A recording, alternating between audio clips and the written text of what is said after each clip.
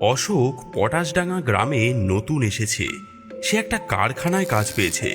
রোজ অন্ধকার থাকতে থাকতে ঘুম থেকে উঠে ভোর 4:30 নাগাদ সাইকেল নিয়ে কারখানার উদ্দেশ্যে রওনা হয় আর বিকেলে বাড়ি ফেরে। অশোক ছোট থেকে খুব ভালো আঁকতে পারে। সন্ধেবেলা বসে বসে নানা রকম ছবি আঁকে। ওর আঁকা ছবি সারা ঘরে সাজানো আছে। তখন গরমকাল। অশোক প্রতিদিনের মতো আমবনের পাশ দিয়ে যাচ্ছিল। উফ, এই রাস্তাটা দিয়ে যাওয়ার সময় কেমন যেন গা ছমছম করে। চারিদিক নিস্তব্ধ, আকাশে এখনো আলো ফোটেনি। আরে ওই তো, ওই বুড়িমা আজও আম কুড়োচ্ছে। রোজই লক্ষ্য করি এই একই সময় বুড়িমা আম কুড়োতে আসে। অশোক মনে মনে ভাবল, এত ভোরে হাতে একটা লণ্ঠন নিয়ে বুড়িমা কত কষ্ট করে আম কুড়োয়, সোজা হয়ে দাঁড়াতেও পারে না। আহারে, দেখলে মায়াও লাগে। অশোক সাইকেলে যেতে যেতে লক্ষ্য করল, একবার বুড়িমা এই গাছের নিচে, আবার চোখের নিমেষে অন্য গাছের নিচে আম কুড়োচ্ছে। অশোক অবাক হয়ে গেল। এই বয়সে এত তাড়াতাড়ি এদিকে একবার আম কুড়োচ্ছে, ওদিকে একবার আম কুড়োচ্ছে। অশোক বুড়িমাকে জোর গলায় জিজ্ঞেস করল, ও বুড়িমা, তুমি এই বয়সে কি করে এত তাড়াতাড়ি আম কুড়ো গো? তোমার বাড়ির কেউ তো তোমার সাথে আসতে পারে, তোমাকে তো একটু সাহায্য করতে পারে নাকি?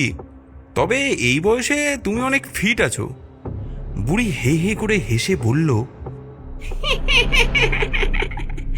কি করব বাবা, আমি বড় হতভাগী। আমার স্বামী, ছেলে, বউ কেউ বেঁচে নেই। পেট তো শুনবে না বাবা, খিদের জ্বালায় বেরোতে হয়। রোজ একই কাজ করতে করতে অভ্যেস হয়ে গেছে।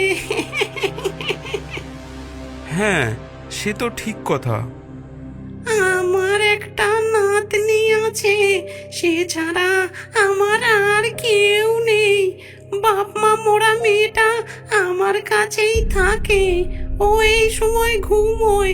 যুবতী মেয়ে, সারাদিন ঘরের কাজকর্ম করে, তাই ওকে এত ভোরে ঘুম থেকে ডাকি না। ও আচ্ছা, কিছু মনে করো না গো বুড়িমা, আমি না জেনেই জিজ্ঞেস করে ফেলেছি। না গো না, কিচ্ছু মনে করিনি। তুমি এ গায়ে নতুন এসেছো, তাই না? হ্যাঁ গো, নতুন এসেছি, কাগজ কারখানায় কাজ পেয়েছি। খুব ভালো। বুড়িমা দাঁড়াও, আমি তোমাকে কিছু আম পেড়ে দিচ্ছি, তুমি ঝুড়ি ভরে আম নিয়ে বাজারে বিক্রি করবে, কেমন? তোমার কাজে যেতে দেরি হয়ে যাবে না? না না, সময় আছে, সাইকেলে যাব তো। এ কথা বলে অশোক বুড়িকে অনেক আম কুড়িয়ে দিল, আবার কিছু আম গাছ থেকে পেড়ে বুড়িকে দিল। বুড়ি খুব খুশি, 2 হাত তুলে তাকে আশীর্বাদ করে বলল, বেঁচে থাকো বাবা। এভাবে 5-6 দিন কেটে গেল। কারখানায় যাবার সময় অশোক রোজ আম পেড়ে দিয়ে যায়। একদিন সারা রাত খুব ঝড় বৃষ্টি হচ্ছিল। বৃষ্টি থামার পর অশোক কারখানার উদ্দেশ্যে রওনা দিল। পথে বুড়িমাকে দেখে বলল, কি গো বুড়িমা, আজ তো তোমার খুব মজা, ঝড় বৃষ্টির জন্য অনেক আম পড়েছে যে। হ্যাঁ। দাঁড়াও, আমি কয়েকটা কুড়িয়ে দিয়ে যাই। এই বলে গাছের নিচে পড়ে থাকা বেশ কিছু আম কুড়িয়ে বুড়ির ঝুড়িতে ভরে দিল অশোক। বাবা, একটা কথা বলবো? কি গো, কি কথা? তোমার বড্ড মায়ার শরীর, আমায় চেনো না, তাও আমার কষ্ট দেখে আমার কত সাহায্য করো। তুমি খুব ভালো মানুষ। বাবা, আমার একটা ছবি এঁকে দেবে? আমি জানি তুমি খুব ভালো ছবি আঁকো। ও বাবা, এ খবর আবার তুমি কোথা থেকে পেলে? শুনেছি গো, শুনেছি। আমার একটা ছবি এঁকে দেবে তো? আচ্ছা ঠিক আছে, দেব। আমার কুড়ে ঘর ওই ওই যে বনের ওই ধারে, দেখো দূরে একটা তাল গাছ আছে, তার পাশে। ওখানে গিয়ে দিয়ে আসবে, কেমন?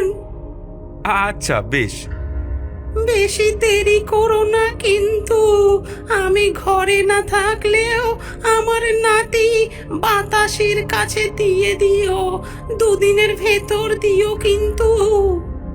অশোক অবাক হয়ে বলল, কিসের এত তাড়া? আচ্ছা বেশ, তাই হবে। এখন চলি বুড়িমা, অনেক দেরি হয়ে গেল। পরের দিন কারখানা বন্ধ ছিল। অশোক সুন্দর করে বুড়ির একটা ছবি এঁকে বুড়ির কথা মতো আমবনের ওপারে সেই তাল গাছের পাশে কুড়েঘরটার কাছে গিয়ে, বুড়িমা, ও বুড়িমা, বুড়িমা বলে ডাকতে লাগলো। একজন ওখান দিয়েই যাচ্ছিল। সে বলল, বুড়িমাকে ডাকছো? সে তো মরে গেছে কয়েকদিন আগে। কি, বুড়িমা মারা গেছে? সে কি, কালকে যে আমাকে ছবি এঁকে আনতে বলল। কি, বুড়িমা ছবি এঁকে আনতে বলেছে? হ্যাঁ বলেছে তো। যে বুড়িমা আম বিক্রি করে, আমি তাকে খুঁজছি, এটা তারই বাড়ি তো। অশোকের ডাকাডাকি শুনে বুড়ির নাতনি সেখানে চলে এলো। আমার দিদা তো বেঁচে নেই, আর 4 দিন হয়ে গেছে দিদা মারা গেছে। সে কি, এ হতে পারে না। আমি কালকেও আম পেড়ে দিয়ে কাজে গেছি। কালকেও আম পেড়ে দিয়েছেন মানে? হ্যাঁ, শুধু কালকে নয়, আমি 5-6 দিন ধরে বুড়িমার জন্য আম পেড়ে দিয়ে তারপরে কাজে যাই। বাতাসি হাঁ করে অশোকের কথাগুলো শুনে বলল, কিন্তু দিদা তো মারা গেছে, তাহলে কি করে আপনি দেখলেন? অশোকের হাত পা এবার ঠান্ডা হয়ে যেতে লাগলো। সে বলল, কি আশ্চর্য, বুড়িমা তো কাল ভোরবেলা আমাকে এই ঘর দেখিয়ে বলল এখানে এসে ছবিটা দিয়ে যেতে। তাহলে? লোকটা অবাক হয়ে বলল, দাদা আপনার মাথা ঠিক আছে তো? 7 দিন আগে যে মরে গেছে সে আপনাকে ছবি আঁকতে বলেছে, তাকে আপনি আম পেড়ে দিয়েছেন? এ কি কখনো হয়? এসব আজব গল্প শুরু করেছেন কেন? চলে যান এখান থেকে। কি মতলবে এসেছেন বলুন তো এখানে? এ গায়ে নতুন এসেছেন মনে হচ্ছে। ওদের কথা কাটাকাটি শুনে আরো লোক জড়ো হয়ে গেল। অশোক বলল, না দাদা, সত্যি বলছি, শুধু ছবি আঁকার কথা বলেনি, নাতনির কথাও বলেছে। আমি তো ওনাকে কারখানায় কাজে যাওয়ার সময় ঝুড়ি ভর্তি আম পেড়ে দিয়ে যাই, সত্যি বলছি। আচ্ছা আচ্ছা, বিশ্বাস না হলে এই দেখুন। এই বলে সে ছবিটা দেখালো। এই যে দেখুন, এটাই তো সেই বুড়িমা। হ্যাঁ, এ কি? হ্যাঁ সত্যি তো, এ তো আমাদেরই আমকুড়ুনি বুড়ির ছবি। এ কি করে সম্ভব হতে পারে? তাহলে দেখছেন তো, আমি মিথ্যা বলছি না, বুড়িমা আমায় দেখা দিয়েছে। হ্যাঁ, বুড়ি মরে গেছে, কিন্তু ওর আত্মাটা ঘুরছে। আপনি রোজ ওর প্রেতাত্মাকেই দেখেছেন। অশোক বেশ কিছুক্ষণ ভয়ে ঘামতে লাগলো, পাথরের মতো দাঁড়িয়ে রইল। তারপর কিছুক্ষণ পর বলল, আমি এখনো বিশ্বাসই করতে পারছি না। আমি রোজ ভোরবেলা যে বুড়িমার সাথে কথা বলে কাজে যেতাম, আম পেড়ে দিতাম, সে একটা প্রেতাত্মা। হ্যাঁ দাদা, আপনি ঠিকই বলেছেন। আপনি একটু বসুন, বসুন, আপনি ঘেমে যাচ্ছেন। বুড়ির নাতনি বাতাসিকে বলল, বাতাসি যা, ছবিটা ঘরে রেখে দিয়ে আয়, আর একটা মোড়া নিয়ে আয়, একটু জল নিয়ে আয়। বুড়ি তাল গাছের ওপর পা ঝুলিয়ে বসে বসে দেখতে লাগলো আর হি হি করে হাসতে লাগলো।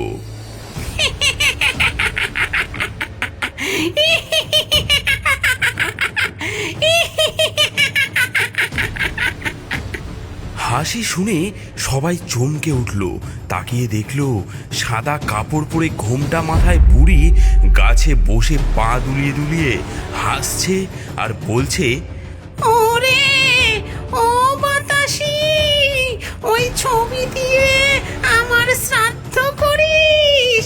আমার লক্ষ্মীর ঝাঁপিতে কিছু টাকা আছে, ওই টাকা দিয়েই শ্রাদ্ধ করবি। সবাই ভয়ে আঁতকে উঠল। বুড়ি হি হি করে হাসতে হাসতে অদৃশ্য হয়ে গেল। সবাই ভূত ভূত বলে দৌড়ে পালালো। আরে আরে, ভূত ভূত ভূত ভূত, পালাও পালাও পালাও। অশোক মন খারাপ নিয়ে ভয়ে ভয়ে বাড়ি চলে গেল। রাত্রিবেলা কিছুতেই তার ঘুম আসছিল না। হঠাৎ দেখলো বুড়ি ওর খাটের পাশে এসে দাঁড়িয়েছে। অশোক ভয়ে কেঁপে উঠল। বুড়ি বলল, অশোক, তুমি আমায় ভয় পেও না। আমি জানি তুমি খুব ভালো ছেলে। আমি তোমার কোনো ক্ষতি করব না, ভয় পেও না আমাকে। আমার কথাগুলো মন দিয়ে শোনো। আমার লক্ষ্মীর ঝাঁপিতে বেশ কিছু টাকা আছে, ওই টাকা দিয়ে শ্রাদ্ধ করবে, সেটা তো আগেই বলেছি। এখন আরো একটা কথা তোমাকে বলতে এসেছি। আমার ঘরের মেঝেতে পোঁতা আছে একটা বাক্স, সেই বাক্সে আমার জমানো অনেক টাকা আছে, গয়না আছে। তুমি আমার ঘরে গিয়ে ওই বাক্স বের করে টাকাগুলো নিও। আর গয়নাগুলো বাতাসির জন্য রেখেছি, ওকে দেবে সব গয়না। ওই গয়না একটাও বিক্রি করবে না। তবে একটা শর্ত আছে, আমার টাকা সবই পাবে, তার বদলে আমার একমাত্র নাতনিটাকে বিয়ে করতে হবে। ওকে ওকে দেখার কেউ তো নেই, ওকে কোনো কষ্ট দিও না, তাহলে আমি কিন্তু সহ্য করতে পারবো না। আগে বলো, তুমি কি রাজি? অশোক ভয়ে ভয়ে বলল, আচ্ছা আচ্ছা বুড়িমা, তাই হবে তাই হবে, আমি রাজি। বাবা, খুব ভালো কথা। এই বলে সে হুশ করে উড়ে গেল। তারপর ঘরের পাশের তাল গাছে গিয়ে বুড়ি বসে রইল নাতনিকে পাহারা দেবার জন্য। বাতাসে হঠাৎ লক্ষ্য করল ঘরের পাশে ঝুড়ি ভর্তি আম পড়ে আছে। ওগুলো দেখে কাঁদতে কাঁদতে সে বলল, ও দিদা, তুমি কোথায় গেলে? আমাকে একা ফেলে তুমি কোথায় গেলে গো? ওরে বাতাসি, তোকে আর বেশি দিন একা থাকতে হবে না রে। আমি তোর সাথে অশোকের বিয়ের ব্যবস্থা করে ফেলেছি। বাতাসি অবাক হয়ে গেল।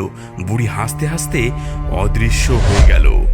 পেতনি হয়ে তাল গাছে পা ঝুলিয়ে বসে বলতে লাগলো, আমি এখন থেকে এই গাছেই থাকবো, এই গাছ থেকে আমায় কেউ সরাতে পারবে না। এদিকে অশোক মনে মনে বলল, কাল রবিবার, ছুটি আছে, সকালে বুড়িমার বাড়ি গিয়ে মাটি খুঁড়ে দেখব কত টাকা আছে। বুড়িমার শ্রাদ্ধ হয়ে গেলে আমি ওই টাকা নিয়ে ব্যবসা করব আর বাতাসিকেও বিয়ে করব। এদিকে সারা গ্রামে রটে গেল বুড়িমা ভূত হয়ে বলে গেছে যে বুড়িমার লক্ষ্মীর ঝাঁপিতে অনেক টাকা রাখা আছে, ওই টাকা দিয়েই শ্রাদ্ধ করতে হবে। একটা চোর সে এই কথা শুনে রাত্রিবেলা বুড়ির ঘরে চুরি করতে ঢুকলো। তাল গাছে বসে থাকতে থাকতে বুড়ির একটু চোখ বুজে এসেছিল। হঠাৎ অন্য মানুষের গন্ধ পেয়ে আর ঠুকঠাক শব্দ পেয়ে বুড়ির চোখ খুলে গেল। লাফ দিয়ে গাছ থেকে নামলো সে। নেমে ঘরে ঢুকে বুড়ি দেখল একটা চোর ও নাতনির মুখে ওষুধ দেওয়ার রুমাল চেপে ধরে ঘুম পাড়িয়ে দিয়েছে এবং লক্ষ্মীর ঝাঁপির কাছে গিয়ে তার থেকে টাকা পয়সা ঢালছে। দেখেই তো বুড়ি ভীষণ ক্ষেপে গেল। এই, তুই তুই কে রে? আমার শ্রাদ্ধের জন্য রয়েছে সেই টাকা তুই চুরি করতে এসেছিস? এত সাহস তোর! আর করবো না বুড়িমা, আমায় ক্ষমা করে দাও, আমার ভুল হয়ে গেছে, আমি সব টাকা রেখে দিয়ে যাচ্ছি, আমায় দয়া করে ছেড়ে দাও, আর করবো না। এ তোকে ছাড়বে? হ্যাঁ, ছেড়ে দেব। এবার দেখ তোকে কি করি। এই বলে বুড়ি পেতনি চোরের গলা টিপে ধরলো। তারপর তার গলা টিপে ধরে 3-4 পাক ঘুরিয়ে ও টুটি ছিঁড়ে চোঁ চোঁ করে রক্ত খেতে লাগলো। আর হি হি করে হেসে চোরটাকে দূরে মাঠে ছুঁড়ে ফেলে দিল। এদিকে শব্দ শুনে বাতাসির ঘুম ভেঙে গেল। এই দৃশ্য দেখে বাতাসি আঁতকে উঠল। ওরে ওরে ভয় নেই তোর, আমি থাকতে তোর কোনো বিপদ হবে না। একটা চোর ঢুকেছিল, আমি তাকে উচিত শিক্ষা দিয়েছি। ওকে দেখলে আর কোনো চোরের এই ঘরে ঢোকার সাহস হবে না। তুই এখন নিশ্চিন্তে ঘুমিয়ে পড়, আমি আমি ওই তাল গাছে আছি। তোর কোনো ভয় নেই, কেউ তোর কোনো ক্ষতি করতে পারবে না। পরের দিন সকালে অশোক বুড়ির ঘরে এসে গত রাতে বুড়িমা তাকে যা যা বলে গেছে সব কথা বাতাসিকে জানালো। বাতাসি বলল, হ্যাঁ জানি, দিদা আমাকেও স্বপ্নে সব বলেছে। অশোক মেঝে ঘুরতে লাগলো। মাটি থেকে বড় একটা বাক্স পাওয়া গেল। সেই বাক্সে অনেক টাকা পয়সা গয়না রাখা ছিল। অশোক আর বাতাসি দুজনে অবাক হয়ে গেল। দুজনেই খুব খুশি। বুড়ি হঠাৎ তাল গাছ থেকে নেমে এসে ওদের সামনে দাঁড়ালো। তারপর বলল, ওরে, এই টাকা পয়সাগুলো কষ্ট করে রেখে দিয়েছিলাম। আমাদের অনেক জমি ছিল, একা মানুষ দেখাশোনা করতে পারবো না বলে বেচে দিয়েছিলাম। সব টাকা রেখে দিয়েছি বাতাসি, তোর জন্য খরচ করিনি। আম বেচে, ফুল বেচে, শাক বেচে যতটুকু টাকা পেতাম সংসার চালাতাম। ওই গয়নাগুলো আমার গয়না আর বাতাসির মায়ের গয়না, সব রেখে দিয়েছি বাতাসির জন্য। তোরা আমার শ্রাদ্ধ করে নিয়ে তারপর বিয়ে কর, তাহলেই আমি শান্তি পাবো। বুড়ির কথা মতো ঠাকুরমশাই ডেকে বুড়ির শ্রাদ্ধ করা হলো। তারপর ভালো দিন দেখে বাতাসির সাথে অশোকের বিয়ে হয়ে গেল। বাতাসি, আমি ভাবছি কারখানার কাজটা ছেড়ে দিয়ে আমি ব্যবসা শুরু করব। বেশ তো, এ তো খুব ভালো কথা। তাহলে তুমি ব্যবসা শুরু করো, দিদা আমাদের ঠিক আশীর্বাদ করবে, দেখো।